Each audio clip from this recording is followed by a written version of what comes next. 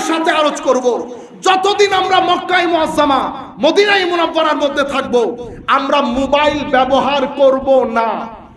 আমরা জরুরি কোনো মেসেজ দেওয়া বাদে লাইভ বন্ধ করবেন। আপনার হজটাকে এই ফিতনার ডিভাইস দিয়ে নষ্ট করবেন না। আমি বিনয়ের সাথে, আমি জানি অসংখ্য মানুষ আপনারা শুনবেন, আপনারা এই ডিভাইসটাকে খতম করবেন। পুরা হজের মৌসুমে আমার আল্লাহর সঙ্গকে ফিল করবেন, এনজয় করবেন। মনে রাখবেন, আপনি মনে করছেন আপনি যার ঘরে মেহমানদারি হয়ে গেছেন উনি আপনার সম্পর্কে জানেন না, জানেন না। সুতরাং এহতেরাম, সম্মান, কথা কম বলা, বললে আস্তে আস্তে বলা, বেশি হাসি তামাশা না করা, খাওয়া দাওয়ার জন্য ফিতনা ফাসাদ জোরে চিল্লানি না দেওয়া। আমার আল্লাহ বলছেন হজ করবা, হজ করলে ফালা রাফাস ওয়ালা ফুসুক ওয়ালা জিদাল, অশ্লীল কাজ, মন্দ কাজ, গালাগালি, মারামারি, এই সমস্ত গর্হিত কাজ থেকে নিজেকে দূরে রাখো যদি হজ করতে চাও। আমিও হাজী সাহেবানদের বলবো, নিজেকে তৈরি করেন। মক্কা শরীফের চতুর্পার্শ্বে যখন ঘুরবেন তার আগে তো ইহরাম করবো, ঠিক না? সাদা কাপড় যখন জড়াবেন তখন আল্লাহর দরবারে বিনয়ের সাথে তওবা করেন, আল্লাহ কাপড় যেমন খুলে ফেললাম, মাওলা তুমি নারাজ হও এমন প্রত্যেক কাজ থেকে আমাকে দূরে রাখার তৌফিক দান করো মাওলা তুমি। আমি যেন সেই সমস্ত কাজে আর ফেরত না যায়। আপনি যখন ইহরাম করবেন তো জাহেরি ভাবে ইহরাম হবে, বাতিনি ভাবে ইহরাম হবে।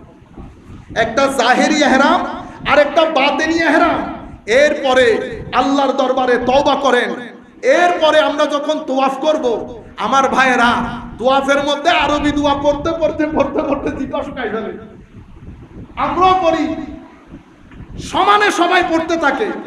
দোয়া পড়বেন, দোয়াতে সওয়াব আছে, কোনো সন্দেহ নাই। কিন্তু আপনি 7 তাওয়াফ কখন করে ফেলছেন বুঝতেও তো পারেন নাই। আপনি যখন ওই জায়গায় দাঁড়াবেন, আপনি আল্লাহর দরবারে শুকরিয়া আদায় করেন। আল্লাহ তোর দরবারে শুকরিয়ার কোনো শেষ নাই। তুই এমন জায়গায় পা রাখার তৌফিক দান করেছিস মাওলা, যেই জায়গার মধ্যে আমার নবী কদম রেখেছে, মাওলা যেই জায়গার মধ্যে আদম সফিউল্লাহ কদম রেখেছে, ইব্রাহিম খলিলুল্লাহ রেখেছে, মুসা কালিমুল্লাহ রেখেছে, ঈসা রূহুল্লাহ রেখেছে, ইসমাইল জবিহুল্লাহ রেখেছে। এত আযীম নবী যেই হিত্তার মধ্যে কদম রেখেছে, আমার মতো নাপাক, নাফরমান, নালায়েক, গুনাহগারের কদমকে তুই এই জায়গায় রাখতে তৌফিক দান করেছিস। আল্লাহ তোর দরবারে শুকরিয়ার কোনো শেষ নাই। সাথে সাথে আমার নবীর দরবারে দরুদ সালাম করেন, ইয়া আল্লাহ নবীর দরবারে দরুদ, যেই নবীর ওসিলায় আমি এই কাজ পেয়েছি। আইলে ফিল করেন, এনজয় করেন, ওই আগের সময়ের মধ্যে হারিয়ে যান।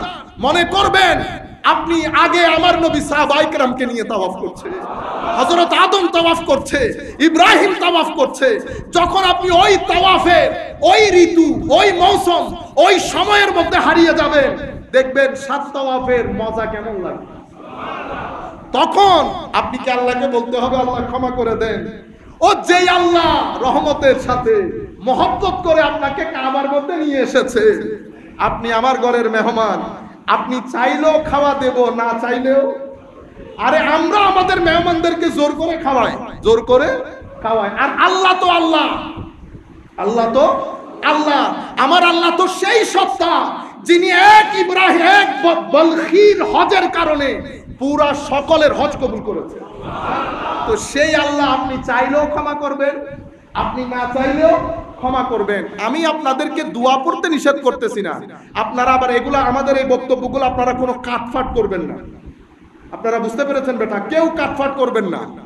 আমি আপনাদেরকে যেটা বোঝাতে চাচ্ছি, দোয়া পড়বেন, দরুদ শরীফ পড়বেন, ক্ষমা চাইবেন, সাথে এই জিনিসটাও তো করেন। আপনি পায়ে হাঁটতেছেন, শরীর দিয়ে তাওয়াফ করতেছেন, আপনার কল্প বাতেনকে একটু জিজ্ঞেস করেন, সে তো তাওয়াফ করতে চায়, সেও তাওয়াফ করতে চায়। এশকের সমুদ্রে ডুব দিয়ে যাবেন, কারণ হজ আমার আল্লাহর এশকের এক আজীব নমুনা।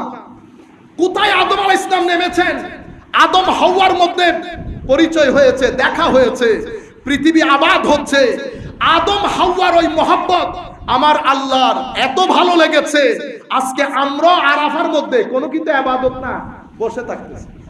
কিন্তু আপনি শুধু বসে থাকলে হবে, আপনি ওই জায়গার মধ্যে গুম হয়ে যান। আদম, হাওয়া, ইব্রাহিম খলিলুল্লাহ, আমার নবী সাহাবায়ে কেরামদেরকে নিয়ে বসে আছেন, ওইটা মাথার মধ্যে আনেন, দেখবেন উকুফে আরাফার টেস্ট অনেক ধরনের হবে। মুজদালিফাও সেরকম। মিনার মধ্যে যখন যাব, ইব্রাহিম খলিলুল্লাহ, ইসমাইল জবিহুল্লাহ, আল্লাহর এশকের এক আজীব নমুনা, যেটা হযরতে ইব্রাহিম দেখিয়েছেন, নিজের ছেলেকে কুরবানি করে দিচ্ছেন, নিজের ছেলেকে কুরবানি করে দিচ্ছেন। এই বিষয়গুলা আমরা যখন নিজেদের ভিতরে আনবো, তখন হজ আরেক ধরনের হবে। তখন হজকে বলা হয় রুহানি তরবিয়তের এক আজীব জিনিস। হাজী সাহেবানদেরকে বলবো, আপনারা খাদ্যদ্রব্য নিয়ে, খাওয়া দাওয়া নিয়ে বেশি কথা বলা, বন্ধু বান্ধব যাবে, কারোর সাথে কথা বলার দরকার নাই। পুরা হজের সফরকে আপনি ধৈর্যের, তাকওয়ার, তাওয়াক্কুল, আল্লাহর উপর ভরসা, এই কয়েকটা জিনিসের উপর মনে করবেন। এই পুরা হজের সফর থেকে আপনি এই তিনটা জিনিস নিয়ে আসবেন। হজের পরে যদি আপনার জিন্দেগি, আপনার মুখ, চোখ, কান এগুলো আগের মতো আবার নেগেটিভ এনার্জির ওই আদলের মধ্যে থেকে যায়, তাহলে আমাদের হজ হজ হবে না। আমরা 1 মিনিটের মধ্যে শেষ করে দেই। সম্মানিত মুসল্লিয়ানে কেরাম, পৃথিবীর মধ্যে আমাদের যেই হজ, আপনি দেখছেন সাদা কাপড়ে পৃথিবীর যেই কোনো প্রান্ত থেকে যেই কোনো মানুষ দেখবে, তার ভিতরে কেমন একটা জ্বলানি শুরু হবে। পৃথিবীর মধ্যে অনেক ধর্ম, আমাদের হিন্দু ধর্মের ভাইরা তারাও হজে যান, 2 সমুদ্রের মাঝখানে সঙ্গম স্থলে গিয়ে ওনারা গোসল করেন। আমাদের যেই সমস্ত ভাইয়েরা ধর্মে বিশ্বাস করে না, ওনারা কার্ল মার্কসের কবর জিয়ারতে যান।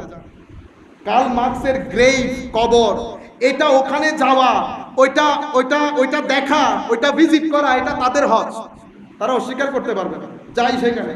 অথবা যেতে না পারলেও ভিতরে একটা তুমুল তুফান তৈরি হয়, কাশ যদি যেতে পারতাম, কাশ যদি যেতে পারতাম। আমাদের খ্রিস্টান ধর্মের, হিন্দু, ইহুদি ধর্মের ভাইয়েরাও নির্দিষ্ট তাদের নবী হোক, নেতা হোক, প্রত্যেকে যার যার নবী নেতার মাজার জিয়ারত করা, এটা তাদের হজের কনসেপ্ট। আল্লাহ রাব্বুল আলামিন আমাদের হজের কনসেপ্টকে নিরালা করেছেন। সবাইকে আল্লাহ এক কাতারে দাঁড় করিয়ে দিয়েছেন। পৃথিবীর কোনো মানুষের বুঝার কোনো তৌফিক নাই, মাথায় চুলও নাই। তো যতই সুন্দর মানুষ হন, চুল যখন কেটে ফেলে সবাই কিন্তু বনিয়াদম, ঠিক না? সবাইকে এক কাতারে দাঁড় করিয়ে দিয়েছে শুধুমাত্র আমাদেরকে কিছু মেসেজ নিয়ে আসার জন্য।